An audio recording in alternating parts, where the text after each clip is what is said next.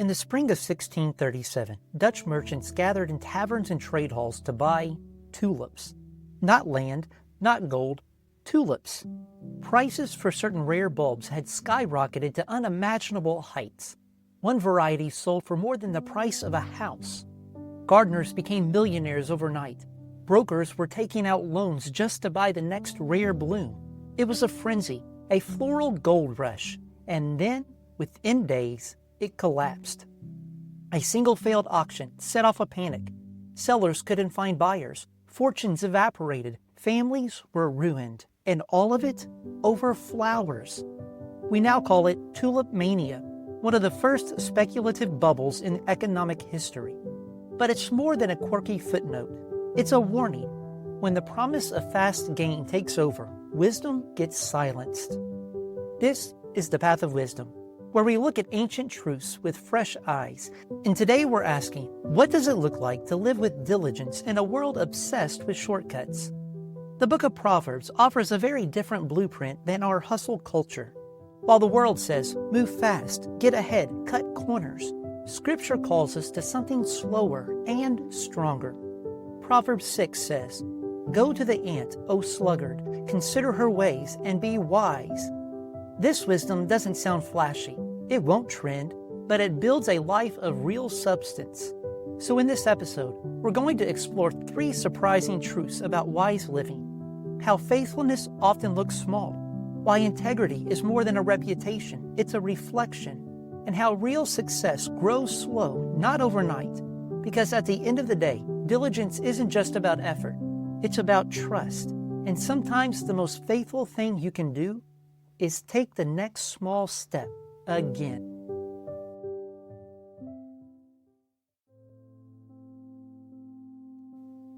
In 2012, a robotic vehicle named Curiosity touched down on the surface of Mars. It was the size of a small SUV, costing over $2 billion to build, and carried some of the most advanced technology NASA had ever developed. Its mission? To explore Mars, gather data, and prepare the way for human exploration. But here's the surprising part. Curiosity didn't race across the planet like a sci-fi rover from Hollywood. It crept at a maximum speed of 0.09 miles per hour. That's 1.6 meters a minute, slower than a tortoise. And every single movement required planning. Engineers on Earth mapping out paths, assessing risks, and checking for hazards. One wrong move and the whole mission could end in disaster. To outsiders, the pace looked frustrating, but to NASA, it was exactly what wisdom looked like. Thoughtful, steady, deliberate, because on unfamiliar terrain, rushing is dangerous. That brings us to Proverbs 6. Go to the ant, O sluggard, consider her ways and be wise. The word sluggard feels ancient, almost cartoonish, but it's deadly accurate. A sluggard isn't someone who never moves. It's someone who delays what matters, who prefers the cushion of comfort to the inconvenience of diligence. We live in a world where hustle is glamorized until it's not. We procrastinate not out of laziness, but because the work feels overwhelming or inconvenient or slow. But the ant in Proverbs, she's not flashy. She doesn't have a manager standing over her, no applause, no rush, and yet she works quietly, faithfully, consistently. Let's bring that into today. We know what modern sluggards look like. Not always lazy, just distracted. That friend who talks a lot about goals but never acts. The coworker who shows up but only works when the boss is watching. Or maybe, if we're honest, it's us. That Bible reading plan we keep restarting. That conversation we keep avoiding. That call from God we keep saying we'll get to it when life settles down. But Proverbs warns us, a little sleep, a little slumber. It sounds harmless, but it creates a slow drift. And that drift leads to poverty. Not always financial, but spiritual, emotional, relational. Jesus understood this. Before his public ministry, he spent decades in a carpenter shop. Quiet faithfulness, ordinary obedience. When he taught, he didn't rush people. He invited them to follow slowly, consistently, step by step. And when the ultimate task came, our redemption, he didn't flinch. He carried the cross without hesitation. Where we delay, He delivered. That's not just an example. It's good news, because it means your worth isn't based on how productive you are today. But now, because of Jesus, you're free to work from grace, not for it. So let me ask, where are you delaying what God has clearly called you to do? Is there a hard conversation you keep avoiding? A responsibility you keep pushing to tomorrow? A spiritual discipline you started and stopped more times than you'd like to admit? Proverbs doesn't shame you, but it does wake you up, like a loving nudge from a wise mentor. And it says, don't wait for ideal conditions. Start small. Show up, because faithfulness doesn't need a spotlight to be sacred. And the habits that no one sees are the ones that build the life everyone admires. What's one small, faithful act you can take today, just like the ant? It may feel insignificant. It may look slow. But in God's economy, steady obedience is never wasted, because wisdom doesn't wait for the perfect moment. It begins now.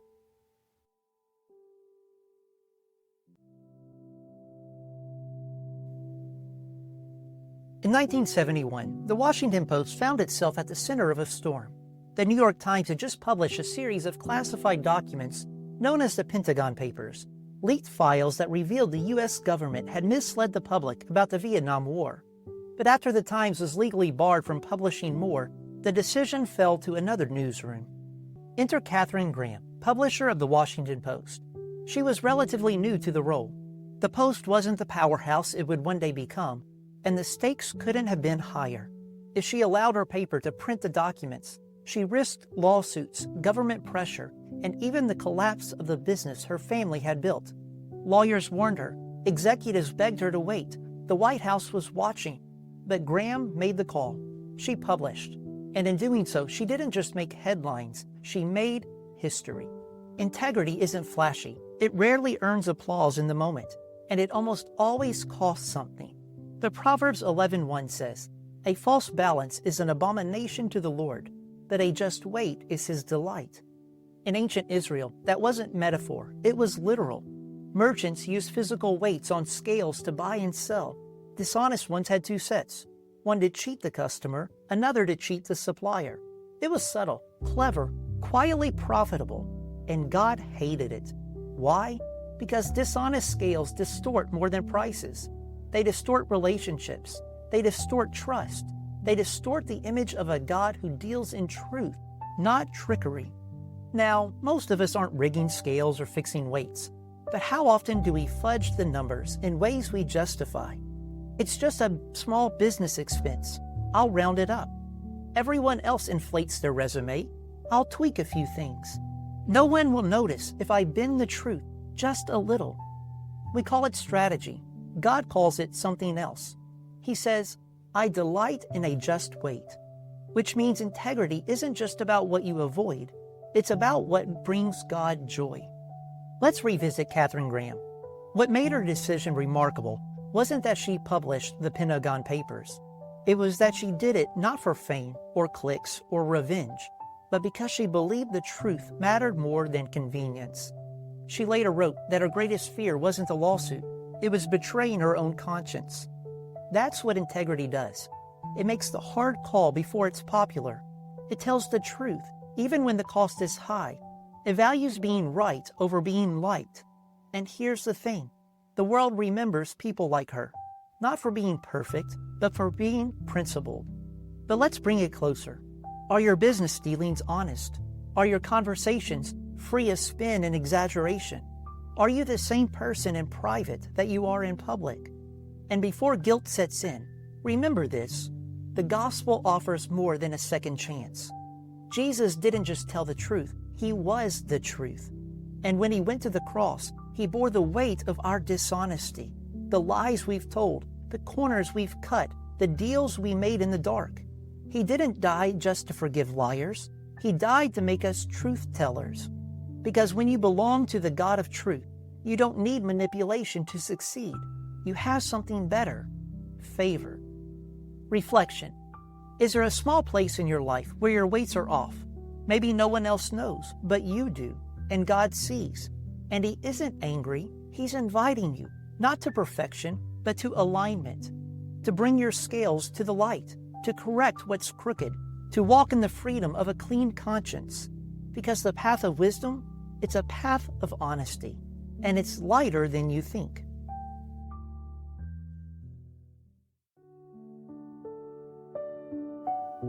In the heart of Barcelona stands one of the most breathtaking and unfinished buildings in the world, the Sagrada Familia.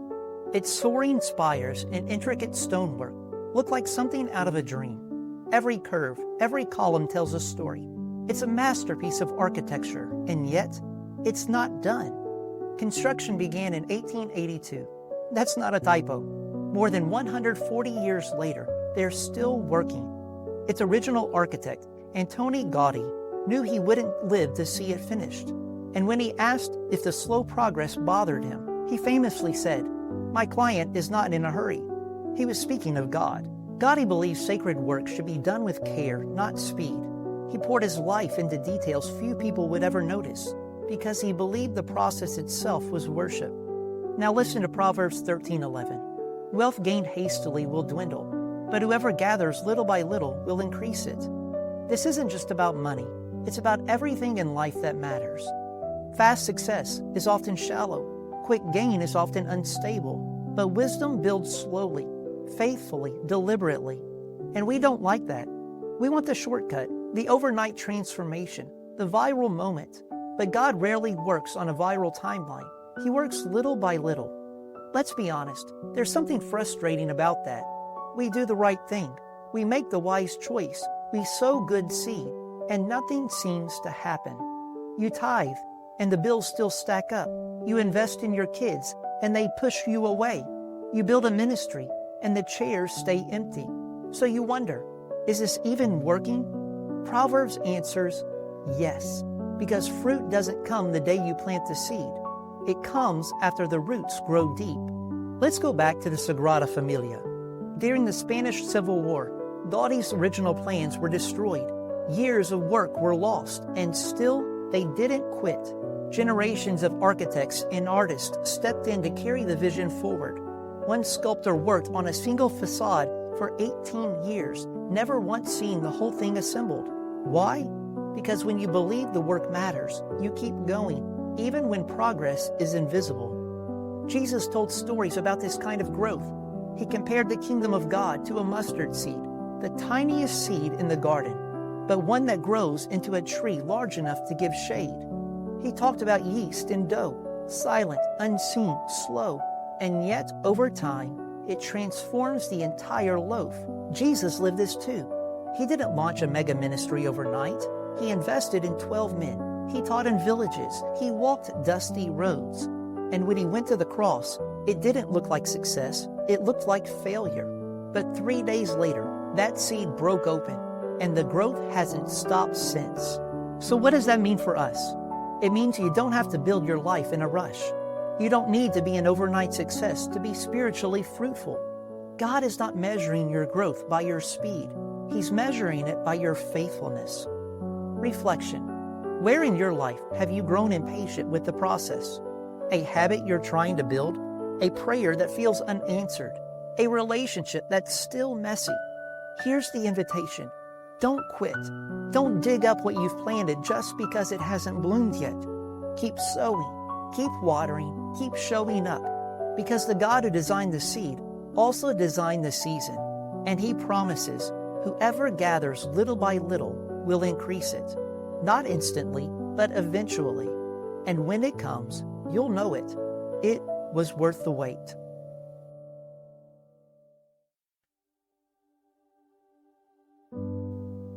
We've talked about the ant, about honest scales, about the slow work of faithfulness. But if all we walk away with is a list of things to do, work harder, live straighter, be more patient, we've missed the point.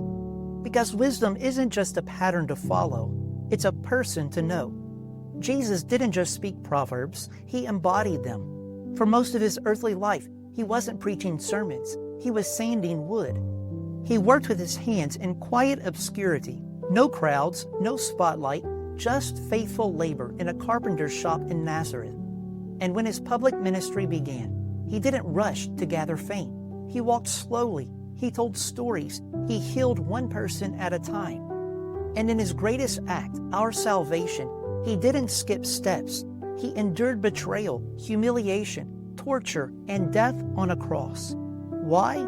Because redemption isn't a shortcut. It's a sacrifice. The gospel says this: you are not saved by your diligence. You are not saved by your honesty. You are not saved by your consistency. You are saved by Jesus' finished work. And now, because of him, you're free. Free to work without anxiety. Free to speak with integrity. Free to grow slowly and steadily, knowing your Father is not in a hurry. So if you failed in any of these areas, and all of us have, there's grace. Not the kind that excuses sin, but the kind that transforms your heart. The kind that says, you can start again. You can live differently because you're not alone.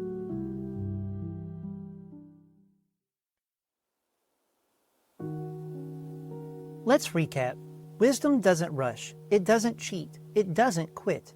It builds slowly, walks honestly, works faithfully.